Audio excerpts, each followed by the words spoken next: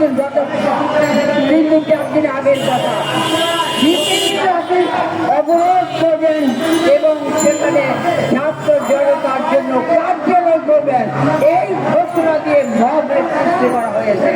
আমরা বাম জোটের পক্ষ থেকে এই ঘটনার তীব্র নিন্দা এবং প্রতিবাদ জানাই।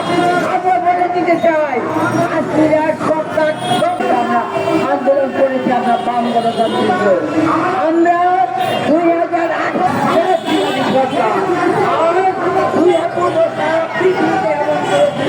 আওয়ামী লীগেরই একজন ক্যান্ডিডেট হচ্ছেন, আরেকজন ক্যান্ডিডেট তিনি হচ্ছেন বিরোধী প্রার্থী জামিনের প্রার্থী। এইরকম একেবারে আজকে সরকার হচ্ছে শ্রমিক শ্রেণীর নেতৃত্বে দেশব্যাপী